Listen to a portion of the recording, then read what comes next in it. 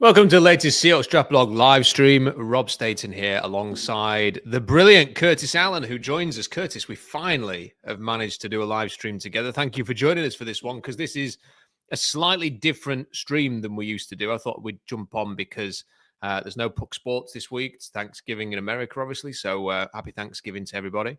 But I thought we'd sort of break down the 2025 draft class, go sort of position by position, and you and I will discuss the likelihood that the Seahawks will prioritize the different positions, what kind of options they have, and we'll go through everything.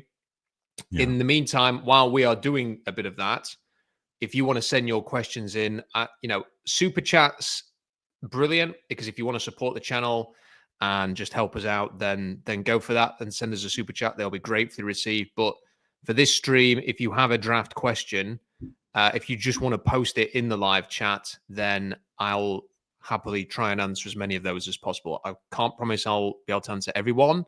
You may say, what do you think of this player? And I just haven't watched them yet. If that's the case, apologies. But if you send them in, we will try and get through as many of those questions as possible. So first of all, Curtis, how are you doing, man? I mean, we've met in person before, but we've never done a stream before. Yeah, it's really a joy and a treat to be on and chat with you a little bit. I really enjoy the streams with Robbie, Nathan, and Jeff Simmons. So it's nice to be on, and just with our schedules and everything, it's been a challenge to get on. But there's not many things I enjoy more than the team building aspect of NFL football. I really enjoy the games, don't get me wrong, but the off season is just so intriguing. And so when we talk about the draft coming up and the cap and how they make moves and how we build this team going forward, it's a real treat. So what I'm going to do is, if you want to follow along with what we're discussing here, I'm going to put the horizontal board on the screen that I've done. I've updated it today just for this exercise. I'll do a bigger article sort of, probably when the college football regular season is finished. Sort of updating the horizontal board, talking about some of the changes I've made, but I've updated it purely for the basis of this stream. So if you will find the link to that in the description, if you want to sort of have it up on your own screen, because I appreciate that I'm going to have to zoom in on here, and it might not be the easiest thing to see. So I'm going to share the screen, share the horizontal board. You will see Seahawks Draft Blog, and just to let people know, what you see here is, at the top you will see the logo and Lumen Field, and then underneath you will see the bar. And if you click on the horizontal board tab, you will always be able to find the Seahawks Draft Blog horizontal board. So there it is. I will. If you scroll down a bit, you'll find it here. If you click on that board, it will jump and it will fill the whole screen. I'm not going to do that because I don't think it'll work to allow me to zoom in. So what I've done is I've just kind of zoomed in a little bit here. That's as far as I can zoom in, which is, it's not ideal, but I think you can just about make out the players. So we're going to start with the position that's first on the board, Curtis. We're going to dive in at the deep end and go quarterback. So I don't think this is a great quarterback class. I don't have any quarterback graded with a firm first-round grade. I do think that at least one of the quarterbacks that I have on the board are going to go in the first round. I think the most likely one is Shedeur Sanders. I'm not sure whether Garrett Nussmeier is going to declare. I suspect that he might do. But I suspect that he maybe should do, because I don't think it's a great class and he could strike while the iron's hot. And I think there's been a lot of nonsense talked about him over the last 2 or 3 weeks. I think he was erratic earlier in the season. I just think in the last few weeks he's improved on that a little bit. He's not quite as erratic, and he's getting knocked, I think, for things that happened a few weeks ago.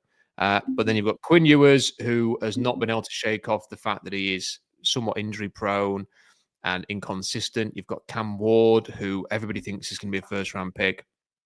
And yet when you listen to people like Jim Nagy, they will often say, Curtis, when you listen to him, look, this is a guy that was getting low day 3 grades a year ago, didn't receive an invite to the Senior Bowl, has absolutely improved his stock this year with Miami. But has he improved it to the extent of being maybe a 5th, 6th round pick to suddenly a top 10 pick? That seems like a bit of a stretch to me. Miami have not had a big schedule. There are still some technical flaws that you see with Cam Ward. Reverse, he just drifts backwards so often. He does like to play sort of backyard football a lot. So I'm not sure that he's going to go as high as some people think, but I appreciate that quarterbacks are a need. So, I think that he could go early. And then Jalen Milroe, I think we saw what Jalen Milroe was all about last weekend. He's got this physical tools, but if you take away the run, there's not a lot there as a pocket passer. So before I talk about the day 3 ones, just purely because I'm talking a lot here, Curtis, when we look, and this is the big question, I appreciate this could get us off to a controversial start here. When we're talking about where the Seahawks are at quarterback, where their other positional needs are, how likely do you think it is that the Seahawks would spend, let's say, a first-round pick or a high second-round pick on a quarterback? Well, I think it's definitely in play. It has to be in play for the Seahawks. And I think more and more what's happening in the NFL is teams are not afraid to have 3 quarterbacks on the roster, especially with that emergency third quarterback option that's been implemented the last couple of years. You have to have an active roster spot for him, but he doesn't have to be active on game day to be able to be used. So there's a little bit of that involved. I think the big question is we've seen John Schneider be irritatingly patient with drafting quarterbacks. So is there someone that he likes in the draft, or 2 someones or 3 someones that he would be comfortable with taking a high pick on, whether it's in the first round or the second round? So I know we've talked about Quinn Ewers. I think the durability concerns are real, and the up and down sort of concerns are real, but I think there's a lot to work with there. If they want to go and have a Geno Smith, Sam Howell, Quinn Ewers triumvirate next year, I think there's opportunity there to do that. But in your mind, in the early going, who is a John Schneider quarterback in this draft? Is it Nussmeier? It's a good question. I think maybe he might be the one that I would consider the most like John Schneider's previous interests, just because he is a gunslinger, that he likes to take chances downfield. I think he's kind of got the personality that John likes, but there isn't an obvious John Schneider quarterback. When I think of a John Schneider quarterback, I think of big strapping guy, the jock in the high school team sort of thing. Big hands, athletic. I think he's been trying to chase a Brett Favre type for years. I think the Quinn Ewers one is interesting. Everybody remembers that Quinn Ewers' name came up when they drafted Jackson Smith-Njigba really randomly, because he'd been there for like a cup of coffee with Quinn Ewers when they were at Ohio State together. But John's was a self-confessed Aaron Rodgers man before they drafted him in Green Bay, and that Scott McCloughan was a self-confessed Alex Smith guy. So he took him first overall when he then moved to San Francisco to be the GM there. And Ewers does have some of the qualities that Rodgers had coming out. They have very similar stat line. So I think there's a possibility there. The problem with Ewers is that I don't know if he has Rodgers' ability to just, when you think of, forget the Rodgers we're going to see this weekend, think of the Rodgers we saw at his best. It was so hard to get him down. Like, he would just glide in the pocket to avoid pressure and extend. And Quinn Ewers doesn't do that. In fact, he's athletic. He can make gains with his legs, but he's not a big extender creator that Aaron Rodgers was when he was at his absolute best. So I think I don't see an obvious John Schneider type in those first 5. I do think there's a chance that they could take a Ewers and stash him like Green Bay used to do it. They drafted Rodgers, even though they had Favre. They then drafted Brian Brome, even though they had Rodgers and Favre. They drafted Brome in the second round. Took Jordan Love when they still had Aaron Rodgers. They stack the quarterback board. I do think there will be a time when John Schneider wants to do that. So I still think there's a chance that they will draft one of those guys, but I don't think that will be the first round. And then to sort of scroll down, Curtis, I think this is a somewhat interesting thing, range to look at here, because look, Curtis Rourke, I think, is interesting. And, although these players are listed, I'm not sure that I consider this a ranking, so to speak, for these quarterbacks, more as just a group of, that's where I think they currently deserve to be graded. Curtis Rourke's played very well for Indiana. I thought that his first half was fine against Ohio State. When the game went against them, he just didn't have the special qualities to get them back into that game. They were struggling to protect him. They didn't seem to be very good at scheming the passing game and identifying the blitz. They did a very good job still scheming the running game in the second half against Ohio State at the weekend, but they didn't enable Curtis Rourke to have those opportunities. And without the table being set, he was not able to sort of say, put it on my shoulders, guys. I'll get us back into this game. So it suggests that maybe he doesn't quite have that superstar quality, but he's had some very good throws this year. Max Brosma, likewise, I'm not sure he has superstar quality at all, but he has grown as the season has gone on for Minnesota.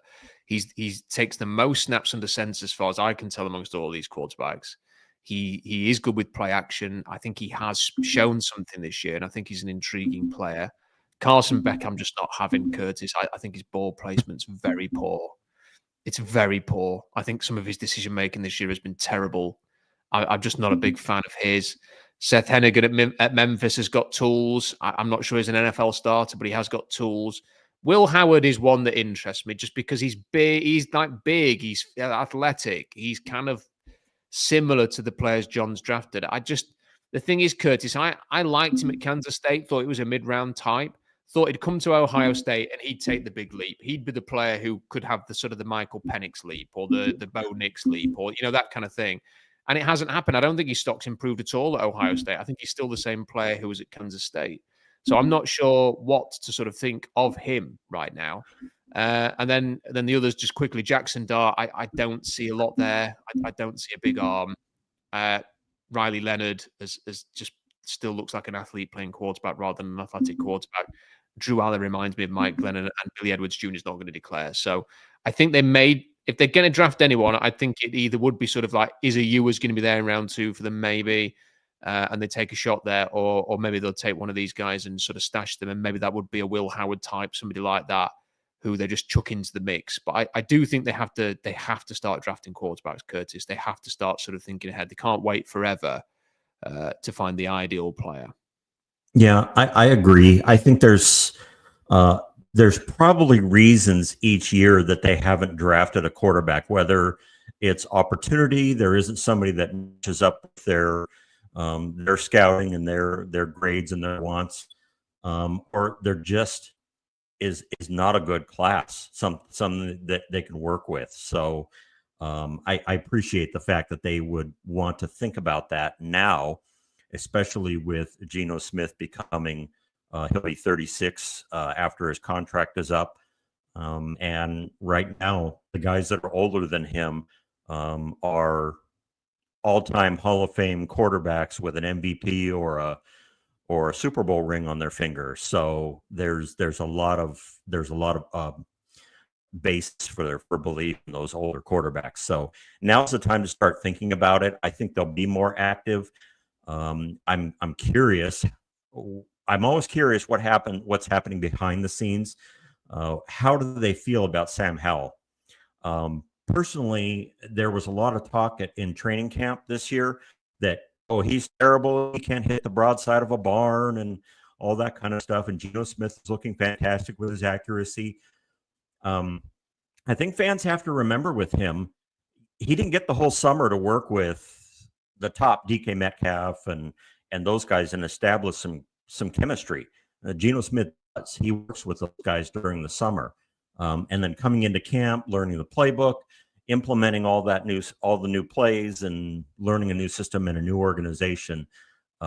That's a difficult task for a backup quarterback to be involved in. To his credit, he looked far better in the preseason games, and he actually had some tendencies, curves, some sharp corners sort of rounded out, like he wasn't trying to make every play into something in the preseason. So what has happened in between? What's happening behind the scenes? Do they actually rate him? Probably not. I probably don't think he'll be the starter in 2025, but it's an interesting thought to see how they would think about him, but also in comparison to this class as well. Yeah, I don't think they've ever truly sort of seen Sam Howard as much more than a cheap young player to get into the system. They practically declared him as the backup straight away, which is a stark difference to the way they were describing Drew Lock. Like whenever they talked about Drew Lock, either this year, before he signed for the Giants, or last year was always like Drew Lock's competing all the way, and Drew Lock can start, and then with Howell came in, it was like, nah, Howell's the backup. So I think that spoke volumes to me. But look, I think it's just to finish on the quarterbacks. We've done 15 minutes on quarterbacks. I think that I do not think that it is a great class. I'm not sure that the future of the Seahawks is within this class. I think there are still players that I'd be interested in taking. I don't know if John will see somebody he falls in love with here, but I do think that there are players, and we've talked about them. Ewers, maybe Nussmeier if he declares, maybe Milrow if they think, well, his legs, we can maybe develop him as a passer, and then the Howards and people like that in day 3 maybe they think they want to take a chance on, but. Not a great quarterback class. It is, however, an excellent running back class. We've had this message from Graham who says, can Genty do it in the pros? Is he a top 10 pick? Graham, I think he is a top 10 pick. I think he will go in that range. I think that in a draft class without a lot of blue chip players, I think Genty will definitely be up there. And that's why I have him up as one of the top, in the top echelon on my horizontal board there. You'll see him. He is in the legit grouping at the top. I think Caleb Johnson at Iowa is not a million miles behind. He has basically been the Iowa offense this year. He's an incredible player. Breaks tackles, glides, patient. Has got that acceleration to turn a good run into a great run. They've just been able to hand him the ball, and he's been able to break off big runs for them all year. He can get the tough yards as well. It's great size. I just think that Caleb Johnson's got a great chance to be a very, very good NFL quarterback. And then running back, quarterback, if only. And then I have this huge bunch of players, Curtis, who I have for day 2. It starts with DJ Giddens at Kansas State. Then Nicholas Singleton. They're both very athletic. Singleton's an incredible athlete. Devin Neal at Kansas, who reminds me a lot of Rashad Penny. Jordan James, incredibly physical. Trevor Etienne, I think, has got more talent than he's shown so far, and can be a really dynamic runner. And then you go into sort of day 3, and look, I've had this comment from Peter who says, in running backs in general, any hammers that have stood out for you? Peter, it's a class full of hammers. Like you've got hammers at the top with Genty. I think Johnson can be a hammer. I think Devin Neal can do a bit of that, not as much. Jordan James is a real hammer at Oregon. Really hammers people. Kyle Monongai at Rutgers has done that. Josh Williams at LSU is, he's in a committee. But if people watch his game against Vanderbilt last weekend, and you will see how good he is. Jaquindon Jackson's been banged up at Arkansas, but he's got a lot of talent. Ollie Gordon's, a very unusually sized player, but good. Tuten's highly athletic, explosive. Mullings, the former linebacker at Michigan, is very, very good. Hunter, a lot of people know about Coleman at Washington. And then I've got Travion Henderson. I think he's the better of the 2 Ohio State running backs, as much as a hammer, but he's very athletic, quite explosive. He'll test well. I mean, there's a whole bunch of players there. And even on day 3, I think Sanders at South Carolina is interesting. Scatterbo's been fun to watch all year for Arizona State. Hampton can break yards after contact. So it's such an amazing group there, Curtis. Yeah. But can the Seahawks, are they going to draft another running back? I mean, they've spent so much on Walker and Charbonnet. Do they need to bring somebody else in? Do they need another one? Is Charbonnet sort of not performing well enough that they do have to consider tapping into this class? Because I think you can get a really good running back, but at the same time, I mean, how early do you want to take one of these guys? Because there are so many other positions to address. Yeah.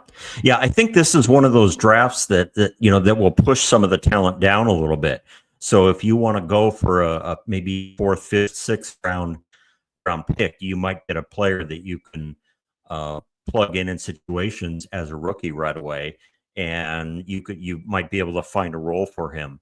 I don't know if any of those return kicks, but that might be a role you could start out as a returner and then work your way into a situation and a competition with Charbonnet. but I think there's ability to do it, but I'm with you. I don't think there's a super high priority in doing that at this point. I think Charbonnet will benefit from when they get a better offensive line, but that may be wishful thinking. He's not been the player he was at UCLA. I loved watching him at UCLA. Almost every Saturday UCLA is on. So when when they were playing well, it was fun watching him play and just be so tough. So it may be just getting on track with this offense. Yeah, I think Corey said in a comment here, maybe a value running back in the 5th. Yeah. I think this is the kind of draft where you could get a valuable sort of 5th round type. Someone like Raheem Sanders could go in that range. I think Peter's sort of said, talking about like Damian Pierce type to pair with K9. Obviously, he had a great rookie season, didn't he? And then it's kind of fallen away from him. But Pierce was unbelievably explosive and well sized and ran through contact. And I think a lot of these guys are probably going to go reasonably high. I don't think I'm misgrading many of them, but I do think the likes of Josh Williams, Quindon Jackson, Mullings will possibly go lower than I think. I mean, maybe look. So I really like DJ Giddens. I think he could be I think he could be an Alvin Kamara type player. Not Alvin Kamara, obviously, but I think of that ilk. So, and I think Nicholas Singleton is. I mean, it's not just because he went to Penn State. I think he is. I mean, I'm talking when I say poor man's Saquon, I mean a poor man's Saquon. I'm not saying he is Saquon, but they have a very similar gait and very similar explosive skills. So I do think it's a class where you could add, but I think I'm with the suggestion of Corey that maybe sort of the 5th round range might be one way you think this is a good class. We're going to take somebody and look, even in the 4th round, if there was a player who was too good to pass, you could think that. But there are going to be good players available in that range in this running back class because it is such a good running back draft. It is the strongest position.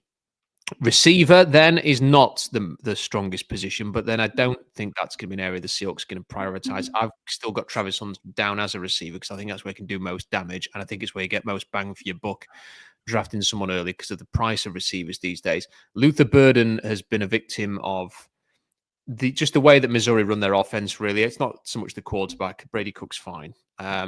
It's more how they run and operate their offense. I think if he was in a different offense, Luther Burden, he would be a legit 1st rounder every day. Tatero McMillan is very naturally good. He's pretty much admitted he can't jump. Like his vertical's like a 30-inch vertical, 32-inch vertical or something. I'm not sure how he's going to test, but he's got very natural skills. And then very quickly, I think Ibuka at Ohio State, his best football may come at the next level. I think Ricky White, the 3rd at UNLV, is superb and very underrated by draft media. Xavier Restrepo, to me, just looks like somebody that in a few years' time, Curtis will probably look around and think, a bit like Amon-Ra St. Brown, how the hell did he go as late as he did? I've got him in round 2. I don't think he'll go in round 2, but I think he's got that kind of ability. And then when you get into day 3, Evan Stewart's got speed. Josh Kelly, the former Washington State receiver, I've liked him since last year. I think he's really, really good and has had a good year for Texas Tech whenever I've watched him. I think Isaiah Bond at Texas is a bit overrated. I think he's more of a 3rd rounder than a 1st rounder. Some people have him in the 1st. I don't know what they're watching. Ayamanor at Stanford's good. Felton is very, very good at Maryland. And Royals is just quick. Trey Harris, Harris has got the skills, but he frustrates me. And then sort of going into day 3, these are a lot of players who've kind of underwhelmed, like Julian Fleming, who was at Ohio State, who's gone to Penn State, was one of the top recruits back in the day. Like we're talking years ago now at high school, and it just hasn't panned out for him. But that was Stephon Diggs. He was like a 5-star recruit, unbelievable potential, never really worked out. What ended up going like in the 5th round, he made a career of it. So I'm always kind of slightly intrigued by players like that. Curtis, when we're looking at receivers, they've drafted Jackson Smith-Njigba, but I think personally they're going to pay DK Metcalf. I don't think they're going to let him go. Tyler Lockett will move on, so that will open a spot. But is this a position where the Seahawks will draft? I suppose the one argument for it is that if you draft a receiver and hit on a receiver, because they're getting paid so much now, that can produce flexibility. Yeah, absolutely. I think there's that argument as well. Right now on the roster, there's Jake Bobo, Derek Young, Laviska. There aren't players that are really like, okay, they'll take a step next year, and we're just waiting for them to get into the system and get working again. It feels like with the way the offense is working right now, it's one of the strange things. They're a high pass percentage team, but the way they work, they're not involving their tight ends very much.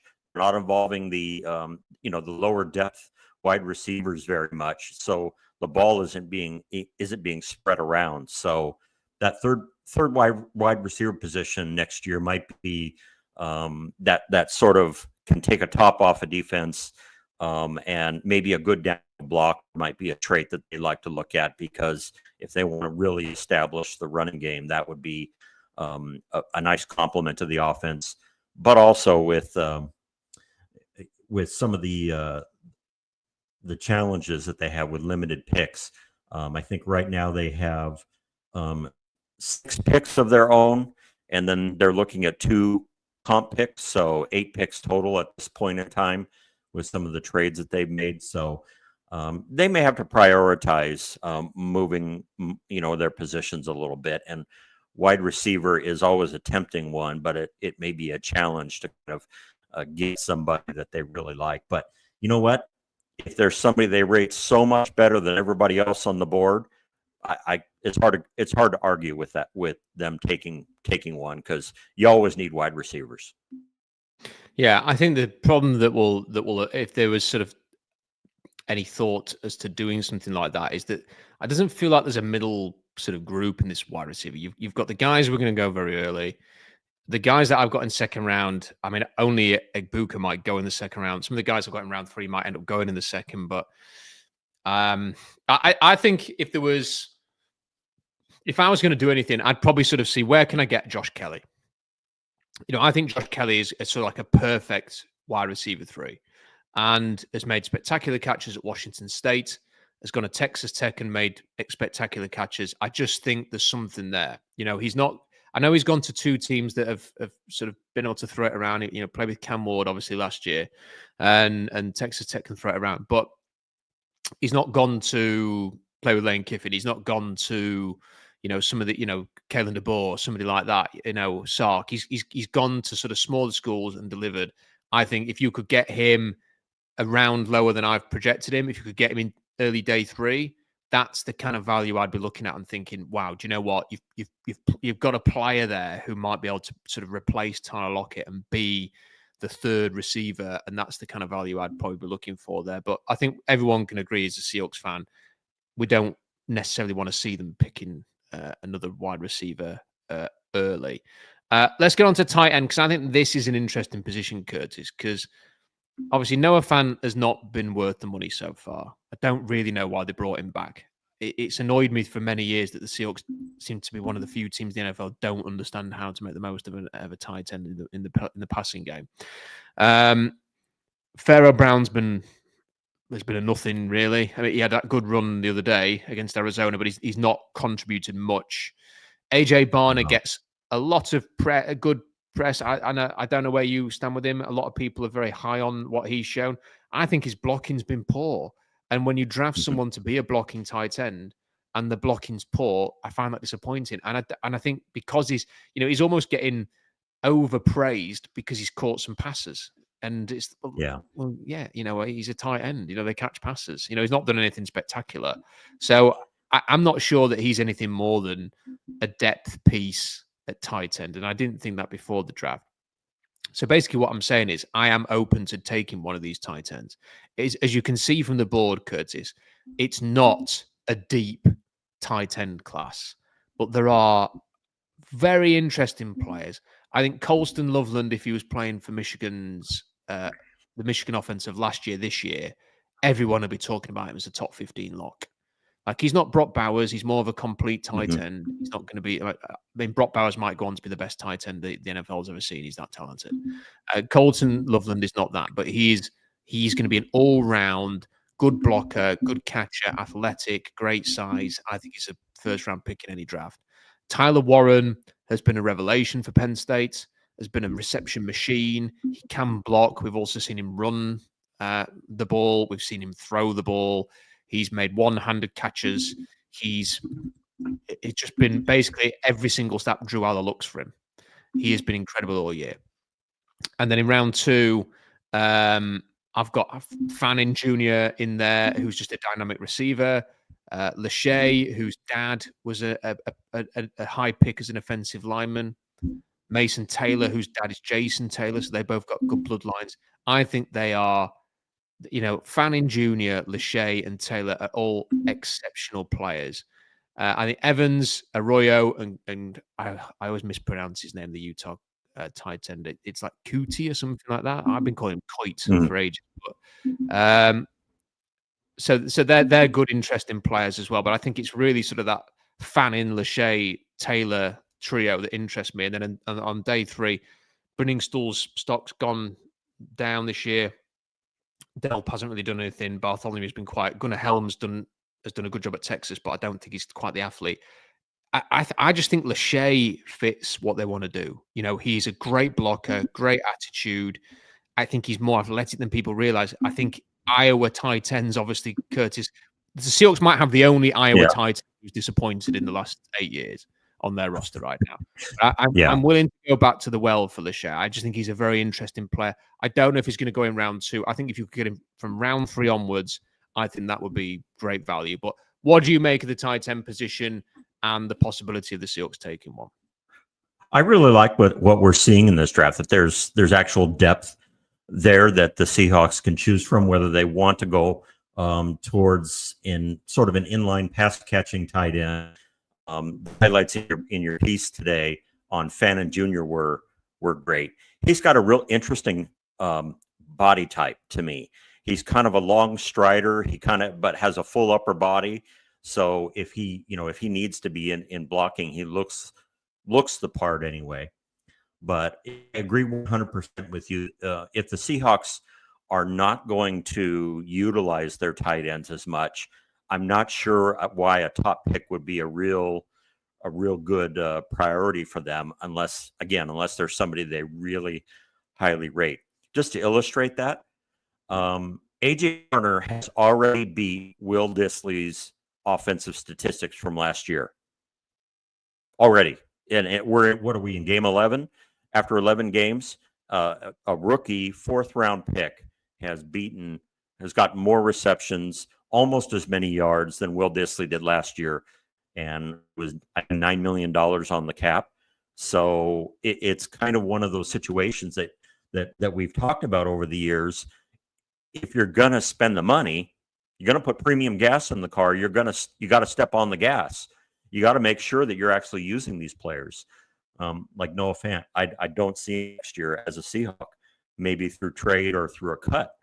I'm not sure what the purpose of that trade or re-signing him was. So draft-wise, I love the class.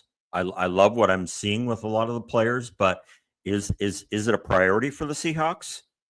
Unless there's an absolute monster blocker, top 3 rounds, I'm not sure. Yeah, I think that's a good point. I think that's why I like Lachey, because they can't pass at Iowa, but they can run, and I find that I'm always interested by a team that can go into games and the opponent knows they cannot throw the ball, like they're useless at it. It's basically it's not a part of their offense. But then you spend all week preparing to defend the run, and they still run the ball, and that's why I think Iowa offensive linemen and Iowa tight ends is where I'd be looking for the Seahawks, because they have shown they can run the ball even in situations where the odds are stacked against them. And Lachey has got that about him. And I think if there was I will always, Curtis, there'll be about 30 or 40, maybe even 50 players in every draft, even in this draft class, which isn't as good as maybe some of the others, that I want the Seahawks to draft every year. Yeah. And they won't be able to get, 8 of those players. So let alone all 50. So, but Lachey is somebody that I don't know, for the way that they want to play, I think he would be very, very interesting. And I think, Taylor, I wouldn't be surprised if, Warren and Loveland are up there. I wouldn't be surprised if Fannin Jr. and Mason Taylor end up having, careers where they are amongst the NFL's best tight ends quite quickly, because I think they are that good. Right, we're on to the bit, Curtis. People have probably been watching this thinking, will you get on with the offensive lineman? And we're here. So we're on to the offensive line group now. And as you can probably see from the tackle list, I do not think it's a good tackle draft. I think it's a terrible tackle draft. And the main reason is because a lot of this is what I don't really understand with the draft media. There's a few things that have confused me this year. One of them is the way that they've been sort of reviewing these tackles. Because, for example, Will Campbell has not played with physicality all year. He's given up quite a lot of pressures for LSU. He and Emory Jones have not played well, in my opinion. He's quite passive. He's not aggressive as a blocker, and he's got 32-inch arms, 32 and 6'8", 7'8" inch arms. So sub 33 inches. Like, you can't play tackle with 32, 7'8" inch arms. I mean, there's very few people who can do that. So he's going to have to kick inside. He's a guard, and if he's not going to play with aggression, then how's he going to play and succeed and do brilliantly at guard? Like, I think I've put him in round 2 more as a lower round 2 guy. I think it would go earlier than that, but as an athlete, not as somebody who I expect to be a really tone-setting guard. I think Emory Jones, the right tackle, his footwork has been so bad this year. I don't think you can play him on the outside. A lot of people want to put, I'm going to butcher the name, Arionte Ursary from Minnesota. They people have put him in the first round, Curtis. I don't understand that at all. Like, I've watched him so many times. As I've watched Max Brosman, I've kept an eye on him as well. His footwork's not good enough to play left tackle in the NFL. Like, he'll get killed by speed. Now, people were putting clips against Abdul Carter when they played Penn State at the weekend and saying, look at this. Wow, what a matchup. And I just kept thinking, Carter beat him there. Carter beat him there. Carter beat him there. And it's all right. Carter's not smashing the quarterback into tomorrow, but he's getting pressures. And I'm thinking, this is Abdul Carter. With the greatest respect, he's going to be a high pick, but he's not Myles Garrett. He's not Nick Bosa. Crikey. I mean, I would not want Nick Bosa rushing that guy as a left tackle. I don't think he can play tackle. I think he can play maybe right tackle with tight end help, but I think he has to kick inside. His footwork's just not good enough. Kelvin Banks has got a guard body. He struggled at tackle at Texas at times. I don't think he's a top 10 pick, and I don't think he's a left tackle. So, Josh Connolly, brilliant. So fun to watch, Josh Connolly at Oregon. Brilliant to watch. If you're watching the Apple Cup, not the Apple Cup. Ooh, that's a mistake. If you're watching the Ducks Huskies game, that's what I meant to say. This weekend, keep an eye on the left tackle, because he is very, very physical, aggressive, athletic. But he's like 295 pounds, I think. He's going to have to kick inside. It reminds me of the guy from Canada who ended up at Atlanta, who I think played college ball at Syracuse, I think it was. I can't remember his name. But he reminds me a bit of him. And, Donovan Jackson's been playing left tackle for Iowa State just as a fill-in. He's a guard. Jonas Savonaya at Arizona is a tackle, right tackle, but he's going to have to play guard. He's giving up too many pressures. So Jack Nelson, left tackle at Wisconsin, is going to have to play guard. So you basically get the gist here, Curtis. A lot of the tackles are going to have to play guard. Josh Simmons is the best tackle I've watched by a mile at Ohio State, and he's out for the season. So I don't know if he's going to declare. I don't know when he's going to be back. I don't know if he's going to do any of the pre-draft process. I don't think it's a good tackle class. Cameron Williams, who people are putting in the first round at Texas, his technique's all over the place. He looks the part, but his technique is so bad. He will make Jermaine Ifedi look like a master technician when he gets to the league, because he's just not. Oh no, he's not ready. He's played about 12 college games. He's not ready. He's not ready to start in the NFL. Like, he needs another year at Texas. So I've got him in round 3 based on physical profile, but not on play. I mean, he could be a first rounder in 12 months, but he's got to go back. He's got to play more football. So this is a long-winded way, Curtis, of saying thank God for Abe Lucas getting back and looking like he might be okay to continue his career. Oh, yes. Yeah. And honestly, the Seahawks, if looking for tackle help, they might be in a pretty good spot to be able to let the board come to them and see what is there. Charles Cross, he's got his 4th year is next year in 2025. They have until May to figure out whether they want to put the 5th-year option on him. So the draft can pass, the free agent class can pass, and then they can make a decision on him if they like. It'll be $18 million according to over the cap for 2026. If he makes a first ballot Pro Bowl, it will bump up to $22 million for 2026. So there's $22 million is a lot, but it's not a lot for a 1-year contract where they can kind of take their time and see where they're at with him. Abe Lucas, again, I think you're right. He's our favorite. He's everybody's favorite player on the offensive line, and we wish for the best with him. So it does look like he can play. And it may come down to, if they want to extend him, there may be some ways that Seahawks could make it favorable, because he's just had so many injury problems. So there could be an opportunity there to get real value at right tackle if they want to approach him this year about extending, because he'll be a free agent in 2025. So there's opportunity there, but they don't necessarily have to make a move. They're not forced into a posture where they have to get a tackle this year like they have been in prior years. And I got to tell you, that is a comfortable, warm feeling, especially when you consider the interior that needs just so much work this year. Yeah, I'd almost be interested in taking one of these guards who've played tackle, so that you've got a bit of flexibility and versatility there if you needed. We've had a couple of people asking what was Josh Simmons' injury. Ohio State just said it was a left knee injury. They've not gone into details, I think, medically. So I don't think they've said it's an ACL, an MCL, anything like that. They just said left knee injury, out for the season. I don't think there's any more details than that. So it's a shame. He is a very good player. I think if he'd have stayed healthy, he would have been a top 15 pick. Maybe if it had tested very well, could even have, got into the top 10 range. He's played that well. He played well last year. He was playing even better this season, and it's a real shame for Ohio State that he's out there. And it means that it's also disrupted the ability to properly assess Donovan Jackson as well, who I thought was having a very good year at left guard, and is now sort of playing like a left guard at left tackle, and is not comfortable there. It's not his best position. He's doing okay, but it would have been nice to see more reps of him at left guard. So, look, I think Abe Lucas coming back is huge. I think we've had this question from Alex saying, is Abe Lucas's performance health the defining factor in determining the Seahawks draft priorities? Also, is there a chance to move him to guard if a premier right tackle is available to them? I think, as we've established here, Alex, there just isn't that sort of premier right tackle. I think that he is the one who could lead this offensive line for the future. He's got the attitude, he's got the size, the mentality that you want. I think he could be the guy who just sets everything up. He's more so he can be the voice and the identity of the offensive line than Charles Cross, who seems more of a quieter, more reserved individual. Does not play with that level of aggression.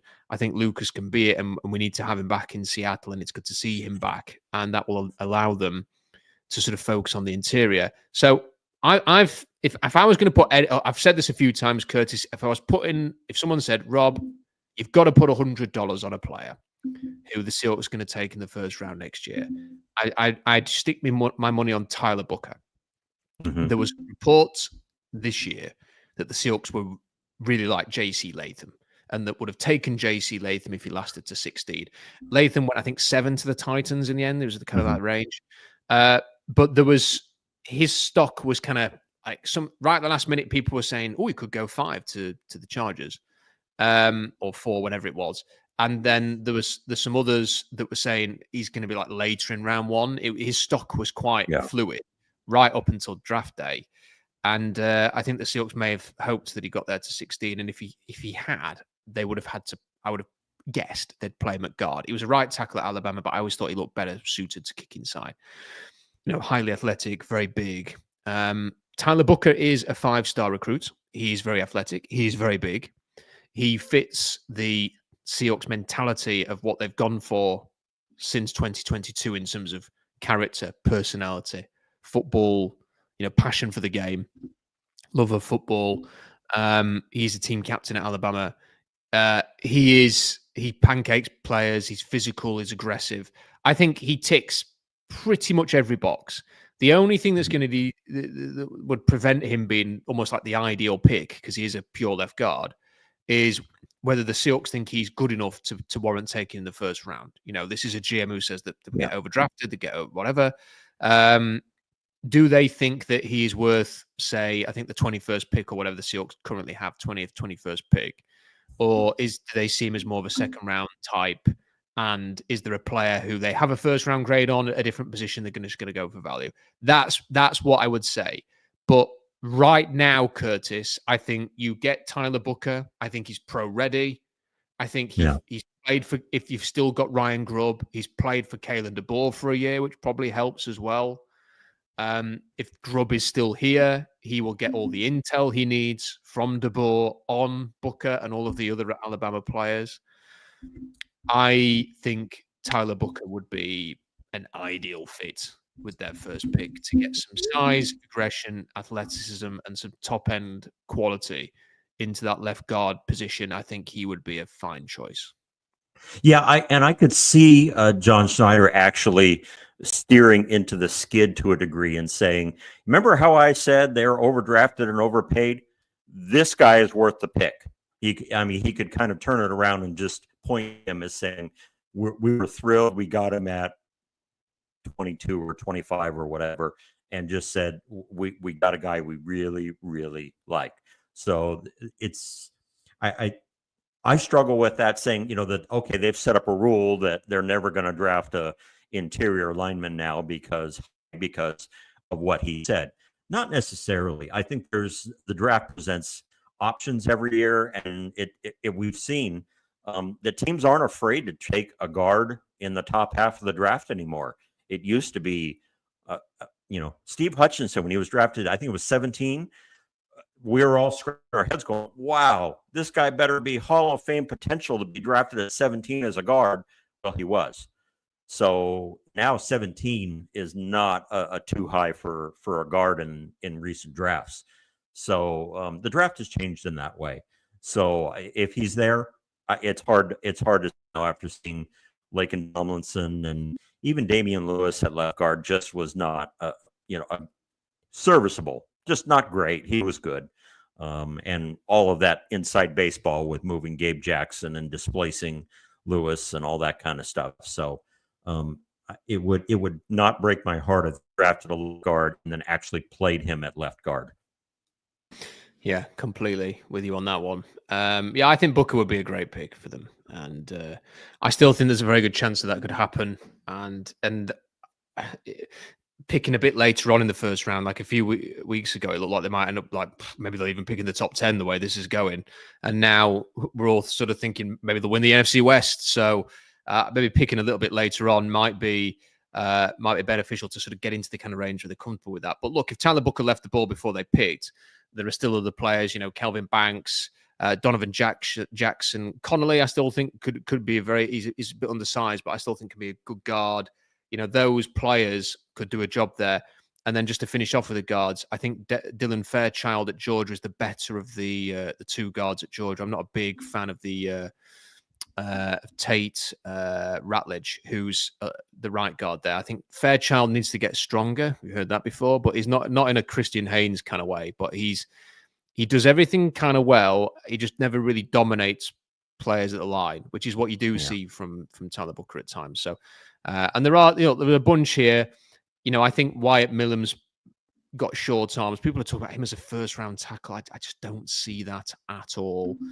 But I think players like Jennings Dunker could be interesting. Is he a right-sided player rather than a left? When I watched Mbo, I think he's very athletic. I just wonder how tall he is. Looks about 5'10" on tape.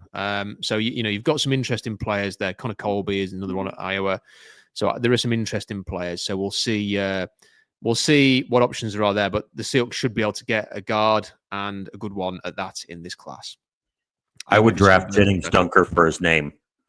Yeah, there's a few that go along like that. We have got a super chat from Noah. And like I say, I'm going to star some of the questions that you send in, and we will try and get to them as we go along. if you just want to send them into the live chat. But if you want to support the channel and send a question in, I will definitely answer your question, and we'll put it up like we've done here with Noah, who says centers Jones and Majors have been very undervalued in consensus boards. Thoughts? I completely agree. I don't want to cast aspersions. I don't think a lot of the people who write about the draft, and I'm not talking about, the people who do like ridiculous, massive draft, what do you call them, like encyclopedias before, they obviously do watch all of the tape. People like Lance Zierlein pour through these things to create masses and masses of work and do an amazing job. I do think there are a lot of people who are almost casual NFL fans who kind of just dip in and out of college football and don't watch as many of the players as they perhaps make out. I think anybody who's watched Logan Jones and watched him last year as well, will know that he is one of the, if not the most improved player in college football this year. Like, he looked like an athlete trying to play center last year. It was pretty bad. And this year, he looks like a proper top-end center. He's got everything: size, agility, incredible lower body power and explosion. His technique's a lot better. He's well coached because he's from Iowa. He's tough. He's physical. He finishes. Like, for me, he is the only thing that Tyler Linderbaum has over him is the wrestling background that Logan Jones doesn't have. So I think Jones is right up there, as like you will probably not find a physical profile better for the position than Jones's. And the tape now matches up to the profile. So, yeah, I think he's been massively slept on. I think he's a top 50 lock. He would be for me. I appreciate that centers tend to go later than everybody thinks at the end, but he's just so athletic. I mean, I don't see any reason, especially in this draft class, why he should go lower than Tyler Linderbaum, who was like a late first-round pick. So that's where I am with him. Majors, just superb. Even when Texas's line was awful against Georgia, Curtis, Major still had a brilliant game. Like, he was the one player who played really well. Watch his tape against Kentucky at the weekend. Like, he's fantastic. There's just one play where he has to like pull and get across to a defensive tackle, and that's a really difficult play to make. It's not like he was 1v1, which is what most centers get, front on. And he's athletic, 4-star recruit. I mean, if you like Quinn Ewers, that he's best friends with Quinn Ewers. So you could have a little bit of chemistry building then. That means less likely to have snaps thrown over people's heads, by the way. I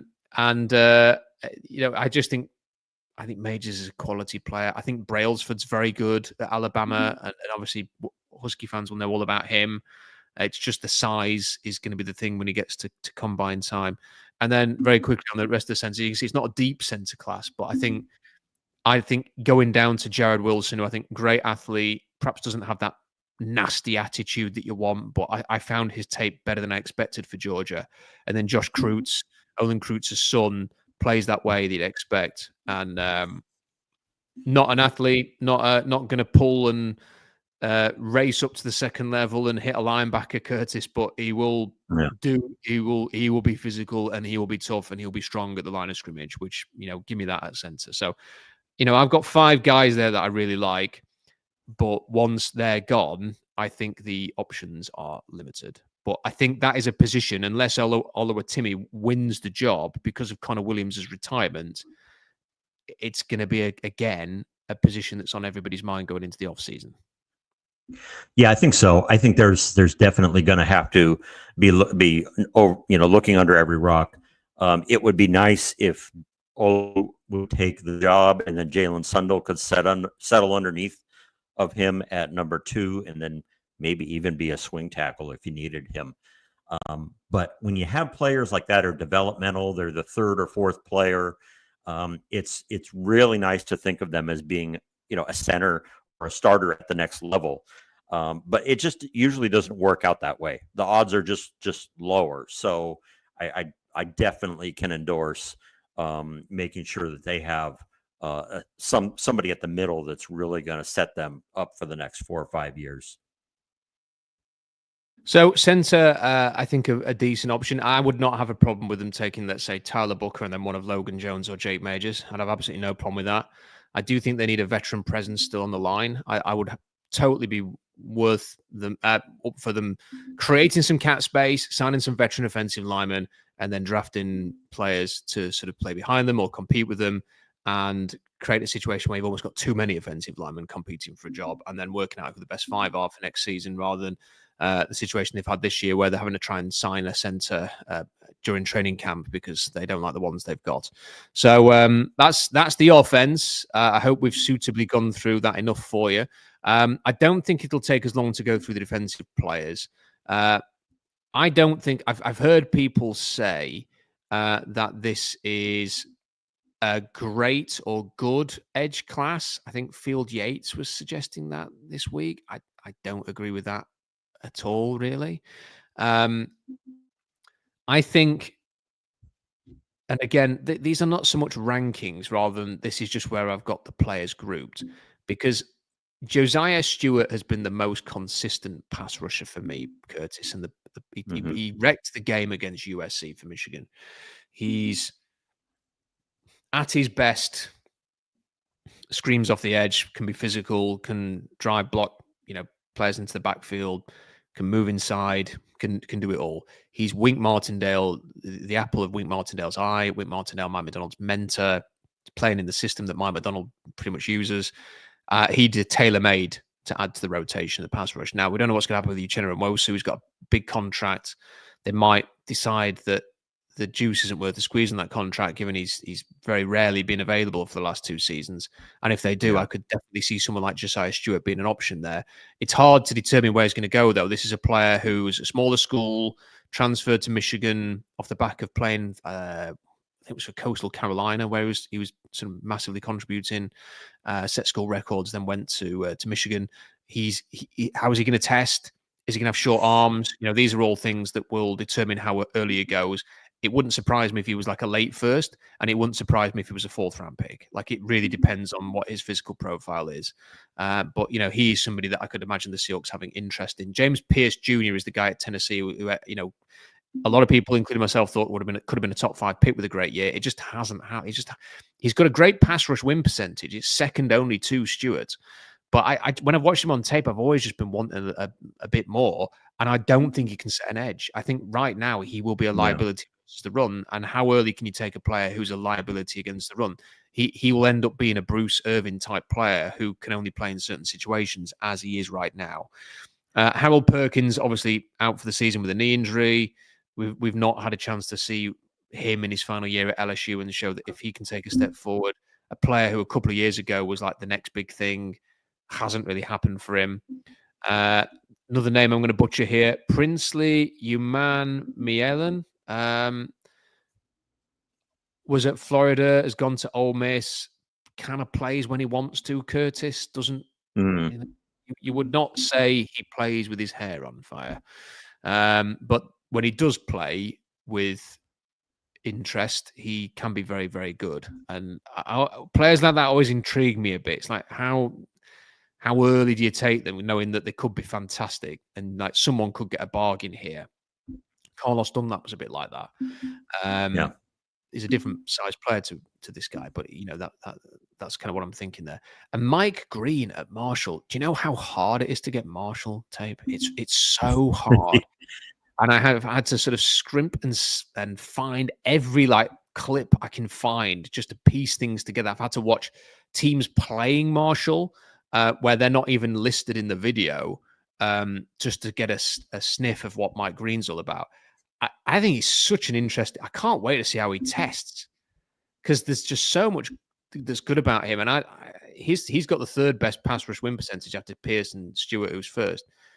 And I think he could be another interesting player there, Curtis. So, look, I said I've got them all. None of those guys I've rated in round 1 right now based on what they've shown, because it's either inconsistency, flaws, upside versus production, or testing numbers might not be great. And then looking at round 3, Cal Kennard's had an amazing year, but there's talk he might run a 4.95 as an edge rusher. So how early can you take a guy like that? Another name, Donovan Easy, is at Boston College, has had a great year. Again, there's doubt as to how well he's going to test. JT Mo, you know what I mean, JT, JTT at Ohio State, plays in kind of fits and starts for me. Like, he's aggressive, he's physical, doesn't have the burst, more of a barroom brawler than a great athletic edge. And then we had a question about Landon Jackson right at the start. From Peter. Landon Jackson, intriguing physical profile. He's big. He's kind of got a bit of bulk to him. He's not a long, lean rusher. He's kind of thick, but still capable of sort of rushing the edge. He's got alopecia, Curtis, so he stands out when he's very, you spot him when the helmet's off because he's obviously got no hair, but he's, fair play to him, as like carved out an amazing. His story is unbelievable, really, to sort of carve out a career for himself. He was at LSU. He transferred to Arkansas. I thought he was decent last year. I thought it was kind of like second, third round. And like a lot of these Arkansas guys, just, I think, very quiet this year. Just not delivering to the expectations. I've seen people say first round. I don't see it. I just don't see it. I think he's a mid-round pass rusher who could be a mid-round pass rusher like we've seen them. Max Crosby was a fourth rounder, has an amazing NFL career. But he's not somebody, Curtis, who I'd be rushing to the podium to get in like the 30th pick or something like that. I think I'd wait and see if I can get him later on. But edge rush, what do you think? They've obviously got a couple of young guys on the contract, but Darrell Taylor has gone. Gibson's coming and is inactive every week. Yeah. Who knows what's going to happen with Chenna? So they might be in the market for another edge. Yeah, there's going to be a lot more that we'll know in the next couple of months. They just announced that they made Uchenna Nwosu available for practice today, so the 3 windows is open. So we'll know. And Mike McDonald's already shot down that he won't play Sunday. But they're just getting him started, so they'll see. The big thing with him is February 10th. I think it's 5 days after the Super Bowl. $6 million of his 2025 salary locked in as guaranteed, and that basically means if they want to cut him, then there's very little savings to be had in that way. So. Hoping for the best. Maybe they can talk him into converting some of his salary into incentives. See how he plays in 2025, and that would actually put money on the 2026 cap. So it's a little bit of borrowing from 2025 or 2026 to pay in 2025. There's that option there. Also, I think they would be interested in extending Boye Mafe. It would be going into his 4th year in the fall. So do they want some insurance there and have another player to maybe pair with Derek Hall and also there's always the depth question. You can never have enough pass rushers. So there's always that question there too. So I don't think they will be uninterested in the pass rush. Hopefully by draft time, we'll have a set idea of where Nwosu is by the end of the year. We'll see how he's played. And we'll get a shot at it, but they are in a good spot with what they've drafted the last few years. And just a final word on the edges. You may see that I've got Jack Sawyer day 3. A lot of people have got him a lot higher than that. I just don't see it. There's no burst there. He's a try-hard guy. I don't think he's going to test very well. He's not played well this year. The Ohio State fans have not been that impressed with him this year, and I've never been that impressed with him. I just think he's fairly average. I think if there's one guy sort of day 3 that could be interesting, Ashton Gillott's not had a great year, but he's got the tools and he could be something to keep an eye on. So then moving on to sort of what I call them defensive ends. They're kind of like the inside-out types or slightly bigger edge rushers. I think someone will take a chance on Michael Williams from Georgia in the top 15 purely based on upside, but he's been banged up this year. He's been inconsistent, but I think someone will take a chance on the tools and he could go quite early. I have Nick Scorton at Texas A&M a lot lower than others. Like I've seen people put him in the top 20. I don't see many players of his size. Like, what is he, about 275 pounds, about 6'3"? Like, who are the who are the players in the NFL with his body shape and skill set who are dominant edge rushers? I just don't see them. And when I've watched him, he can flash, he can be powerful. There is a bit of quickness for his size, but to me, he just reminds me of Boogie Basham, who ended up in Buffalo, I think, as a second-round pick, and everyone was saying he was going to be a first-round pick, and I didn't see it. And with Scourton, I kind of feel the same way about that. Jared Ivey is a bit like Prince Yu at Ole Miss. He's kind of, when he wants to play, he can be great. He was fantastic against Georgia. There's been other games where I've not even noticed on the field. So that's why I have him in round 3. Jordan Birch, a bit similar to that. You know, he has flashes when I think he's played better recently.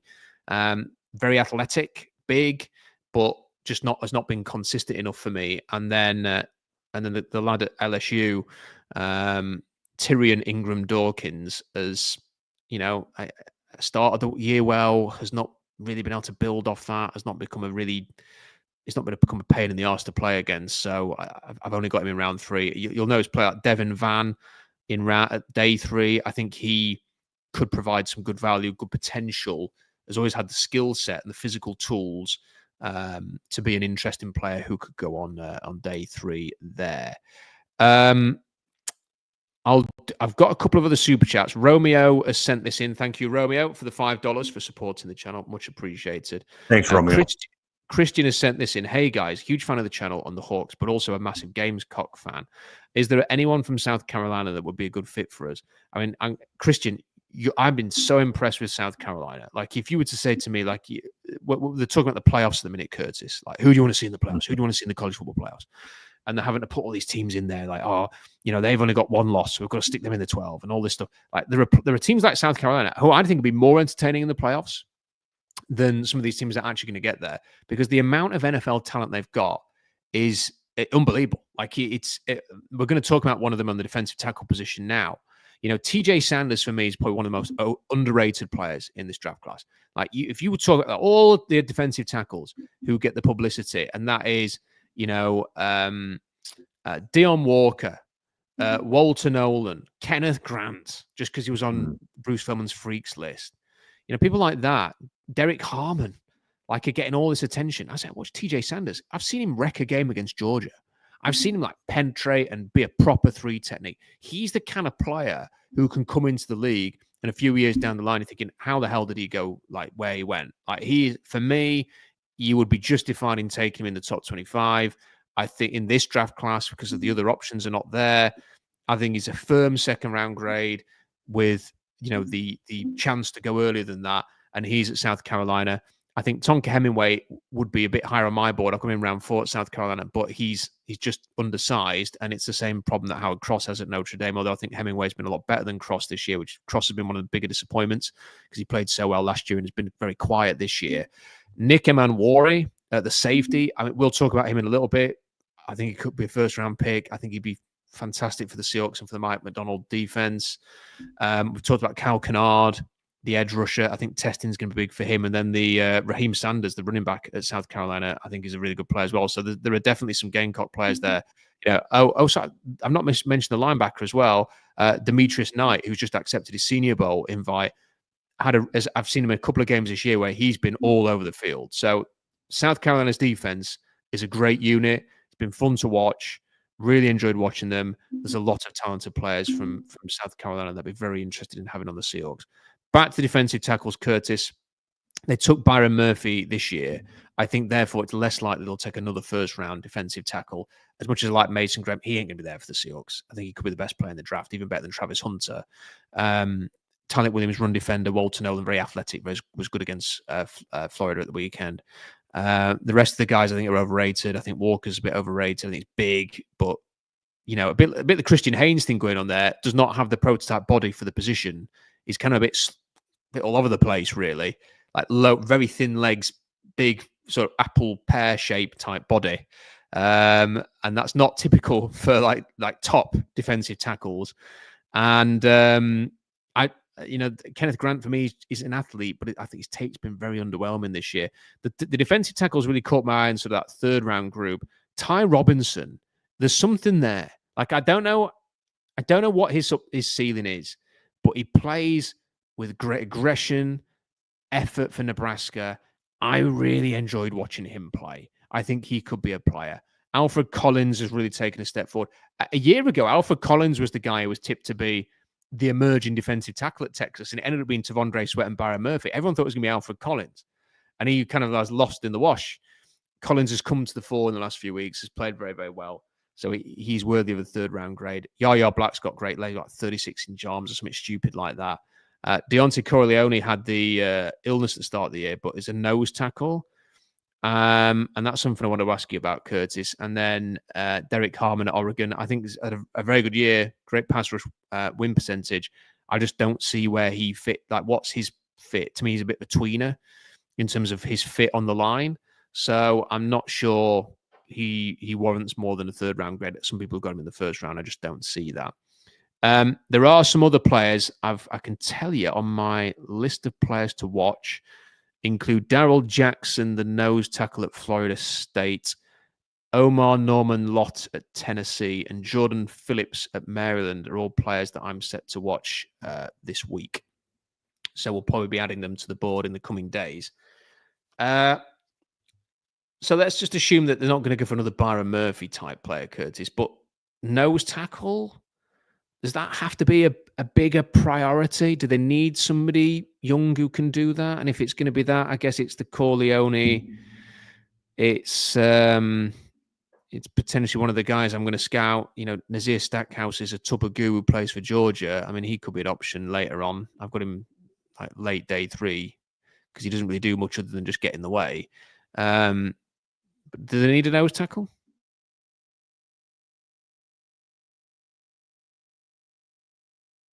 What do you think?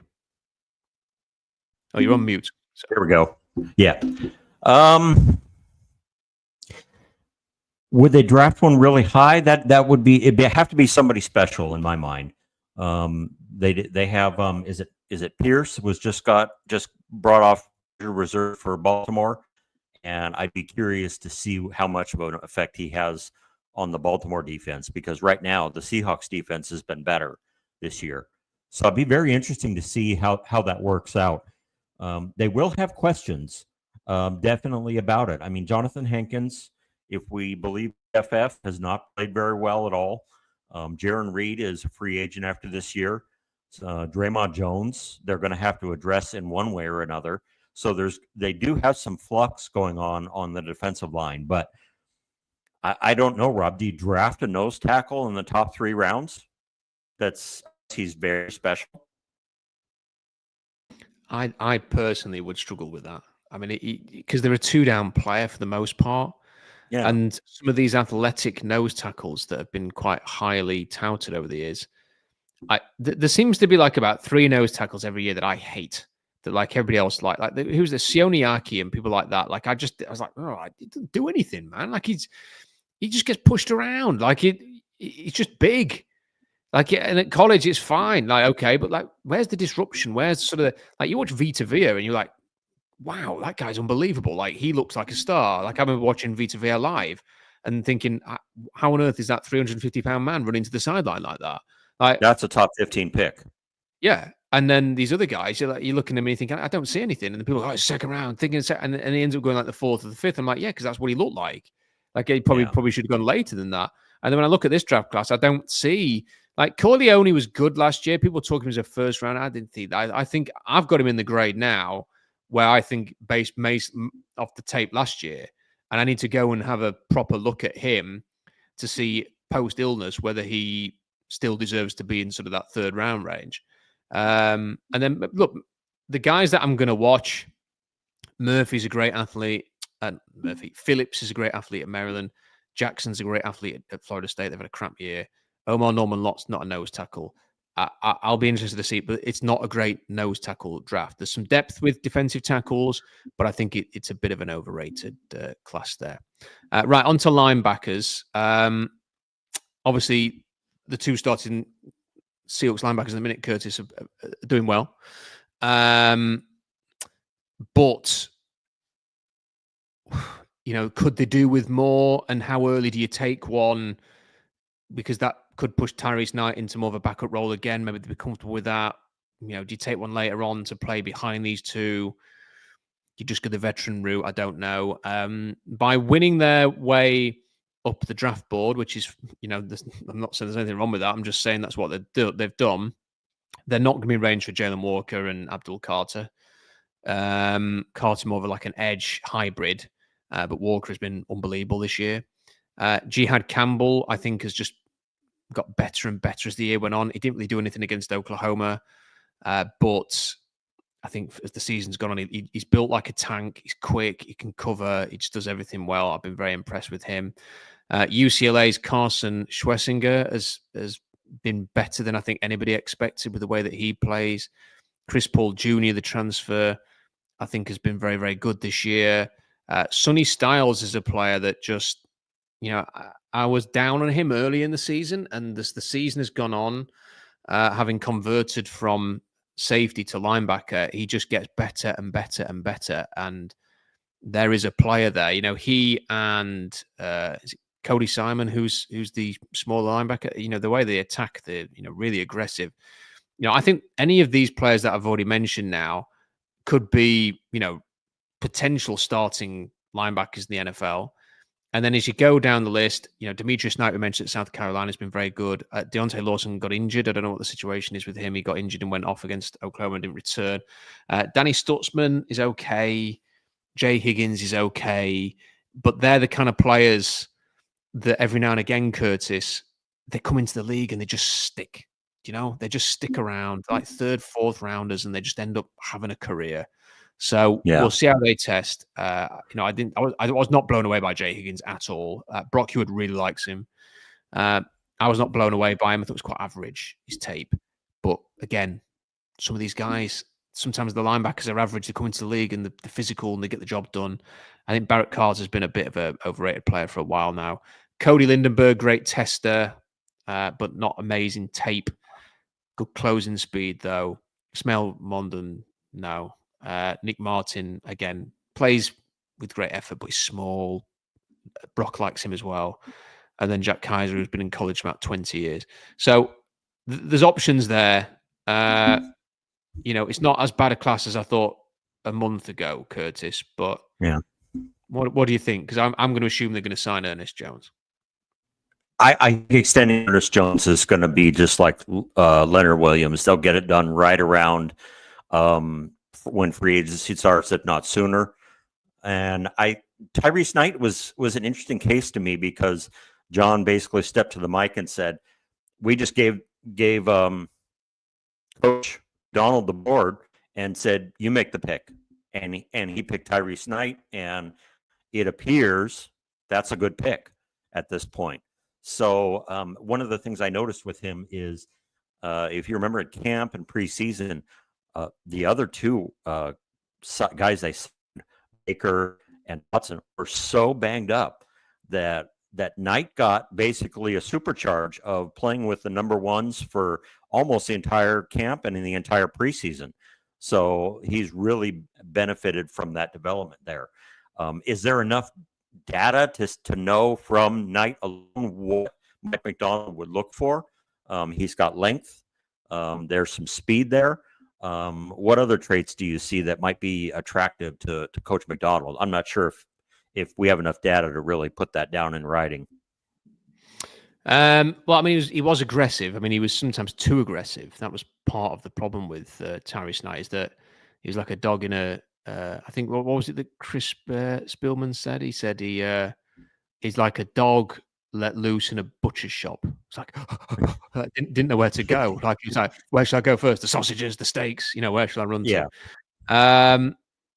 I mean, his agility testing was fine. It wasn't amazing. 440 shuttle is good for an edge rusher, but for a 233-pound linebacker, it's kind of eh. It wasn't that explosive. 34.5-inch vert, 9.11 broad. Decent split, 154. Yeah, I mean, there's not anything really that sort of stands out. And I think what that maybe tells me, Curtis, is that McDonald will look for a type, a playing type, rather than a physical profile type. And it might be quite hard to predict without intimate knowledge of what Mike McDonald really likes at linebackers, what they're going to do. But I think it's a group where it will be interesting. And if you could get another one from here, I think there are some players that I'd be interested in getting. I'd be very open-minded about a Chris Paul Jr., on round 4 or something, or round 3. I don't think he'll last in round 4. But again, there are so many things that the Seahawks need to do. Is a linebacker in that range? How likely is it? It might be very likely, because Mike McDonald has clearly made it well known that linebacker is an important position. So we will see what happens there. And look, there's still time for, if they end up losing a few games here, will we end up going back to talking, are they going to get into range for Jalen Walker? And if they got him, then look out the rest of the NFC West. So that would be interesting. Cornerback's a position I don't like scouting, Curtis, because it's almost impossible to, you need the all 22, really. It's really hard to scout. I think it's the Senior Bowl is good for looking at corners, 1v1s, and then combine, watching the transition, watching their feet, watching their hips, getting the length measurements. All of those kind of things are quite interesting. And then you're basically looking for physicality on tape. Who are the guys who are going to come up and hit in the run?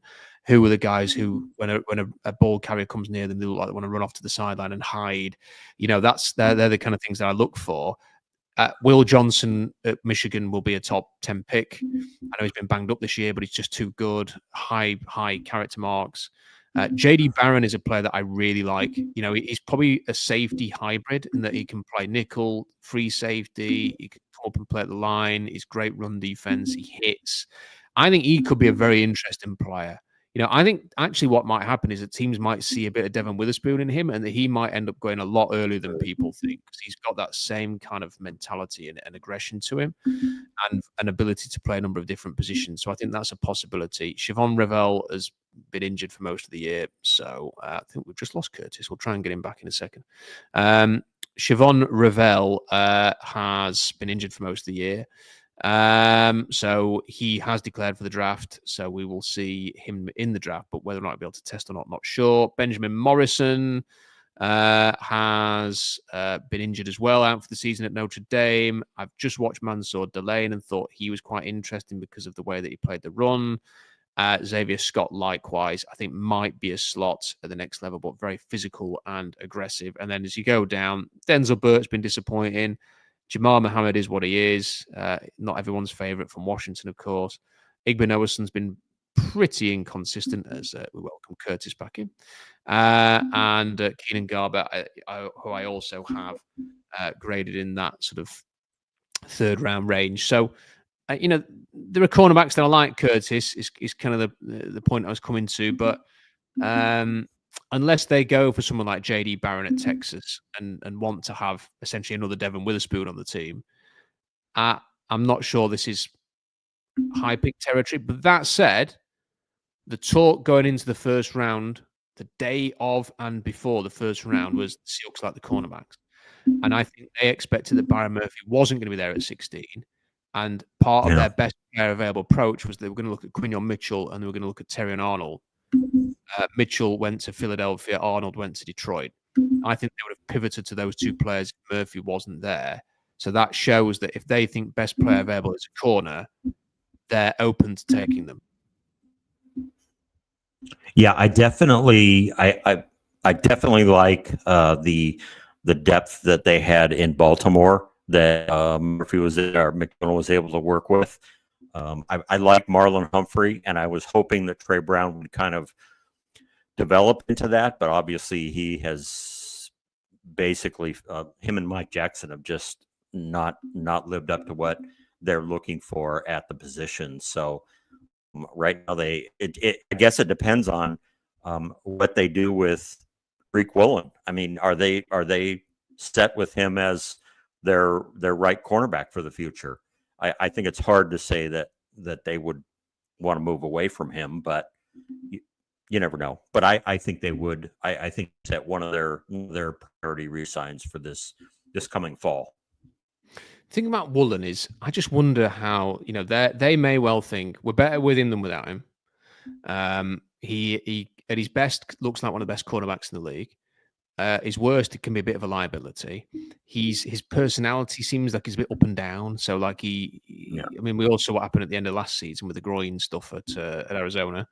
And then part of me will wonder a little bit, Curtis, is what is this person going to be like if he's suddenly guaranteed tens of millions of dollars? Like I'm not saying he's a bad guy. I'm just saying, is he going to take his eye off the ball? Is he going to be, once he's made it financially, is he going to be coming in every week and sort of, I want to be the best cornerback in the league? Or is he going to be thinking, yeah, I've got tens of millions of dollars, great. Yeah. And I think that's the thing with him is it's hard to know which way it's going to go. He does not have that pissed off for greatness attitude that like the Shermans had. He's he has a bit more of a laissez-faire, I would suggest, attitude towards life and an NFL career, and his God-given talents enable him to look amazing at times. But the reason he was a 5th round pick, and the reason that we're having this conversation now rather than him saying, yeah, of course, no brainer, sign him and give him the deal that Lenoir just had at San Francisco, is that I think there's just a question mark there. And they may well want to just add.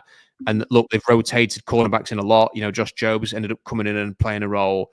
They might think, if there is a great corner, we can go and get this guy, bring him in, and that's a good pick. And we think he's a legit sort of 1st rounder or 2nd rounder. They may well just go and do it.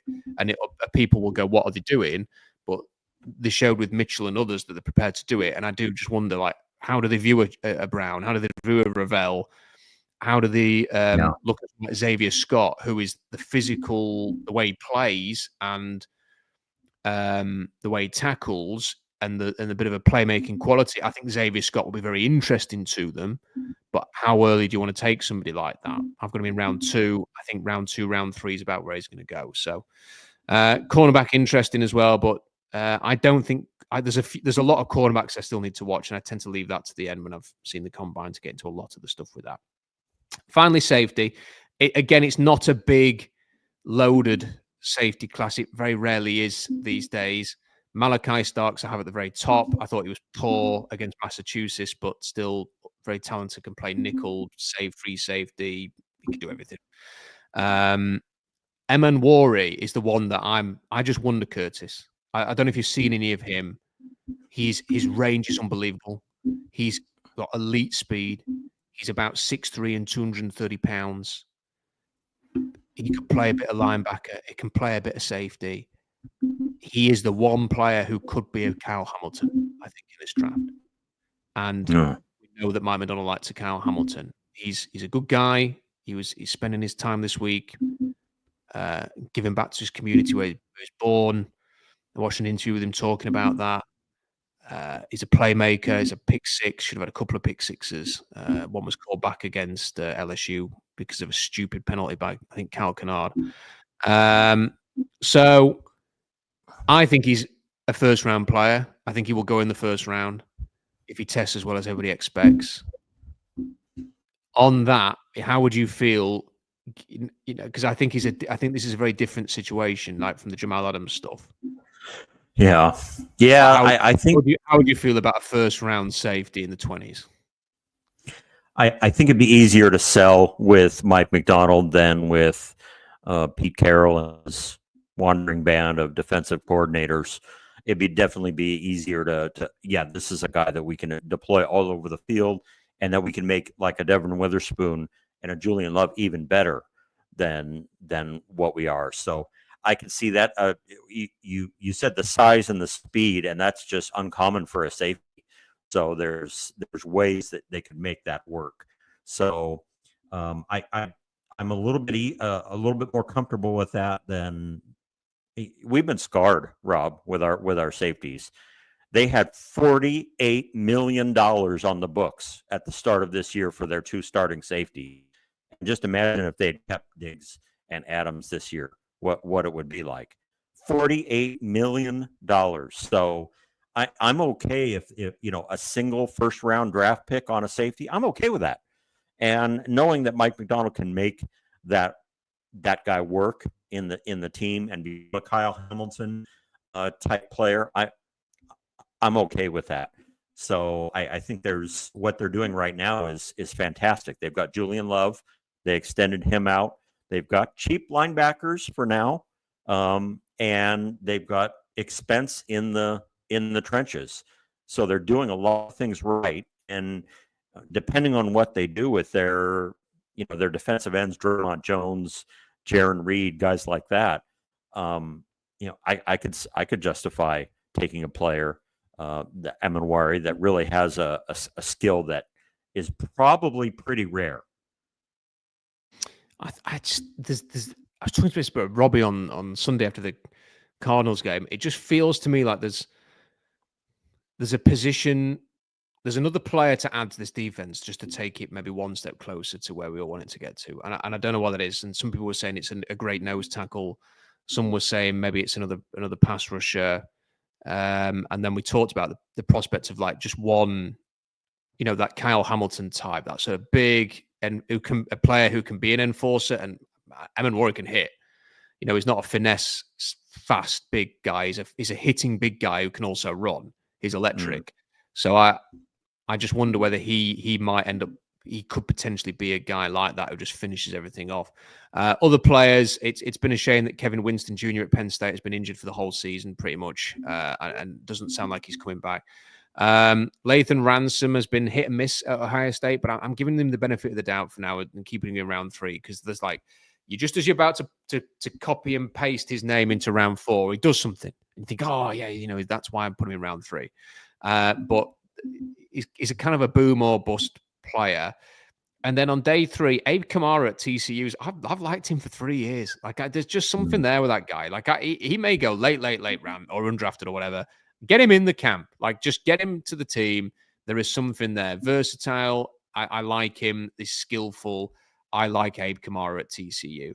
And then there's a few others. Jalen Catalon is a player who feels like we've been talking about forever at Seahawks Draft Blog. And he's like the Jake Ferguson of defensive backs. We felt like we were talking about him for ages, the guy at the tight end who ended up at Dallas. Catalon's been bounced at Arkansas, Texas, now at UNLV. He's having a great year. He's having finally healthy, having a great year. There is a bit of a Quandre Diggs to him, which I find quite interesting. So, I think he is somebody who... again, day 3 could provide a lot of value. And on that note, I'll just remind people of what I wrote about last week. J.D. Barron, the Texas player who could be listed as a safety by many teams. I mean, he's a hybrid.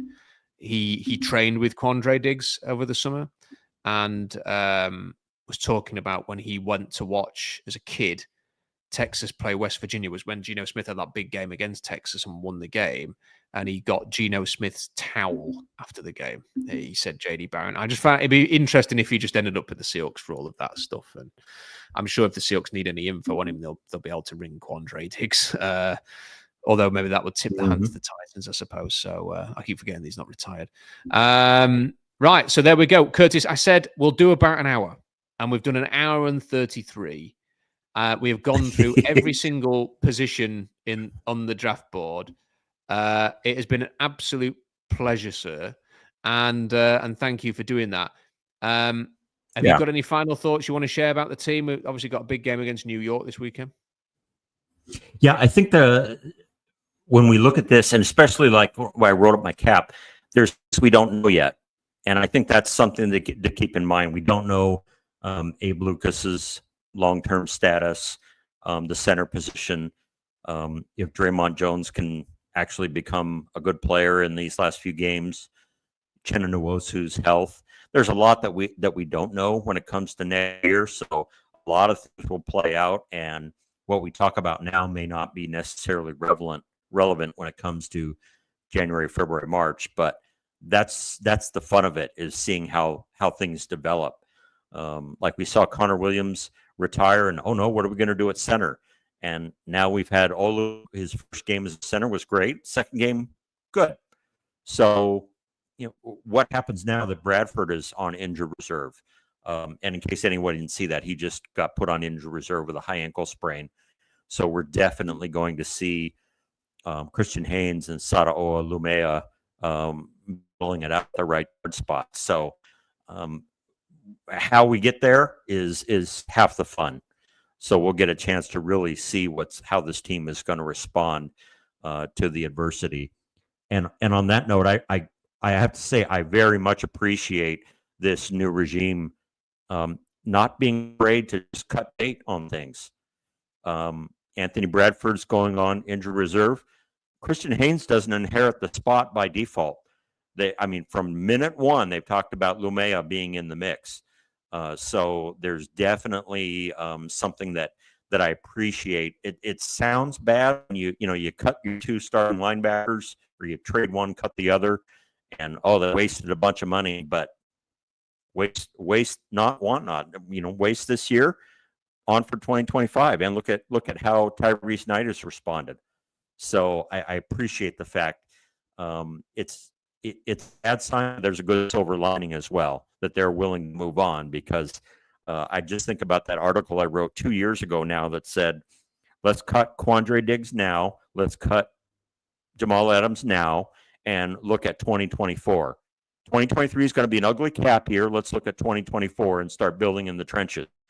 And how, we have $30 million in dead money right now because they didn't listen to Curtis Allen. I can't believe they didn't listen to me and cut those guys loose. No, but you know what I mean? It's just there's that point that this team has done is moved on.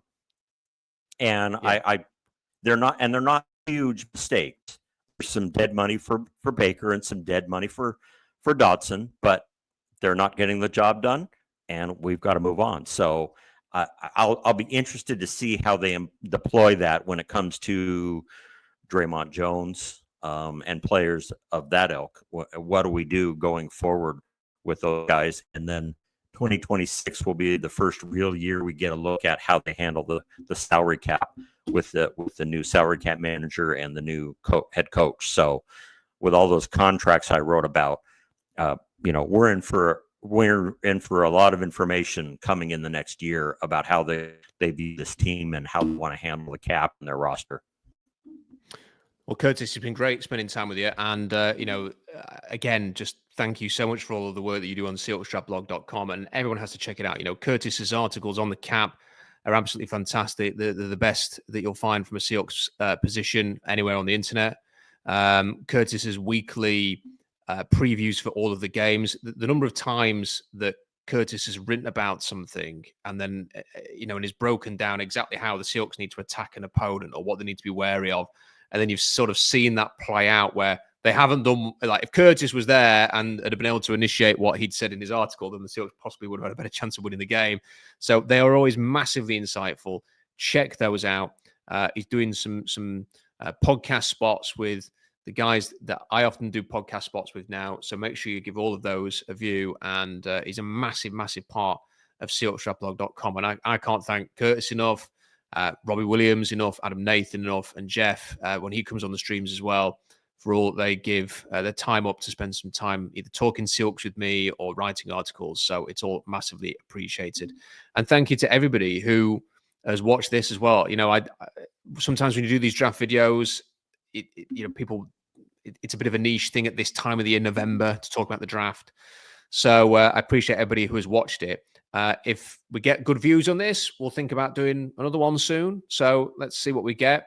It will help get as many views as possible. If you like the video and leave a comment and subscribe, let's try and get up towards 10K subscribers. That would be much appreciated. And make sure you check out SeahawksDraftBlog.com. All of my scouting notes from last weekend are on the blog right now, so you can go and read through those. And we're all getting ready for another weekend of college football. I think it's the regular season finale this weekend. And then we can finally get on with the playoffs that everyone's been talking about for a few weeks. And Curtis will be back with his latest article as well, looking ahead to the game against the New York Jets. So, Curtis, thanks for your time, man. Always a pleasure.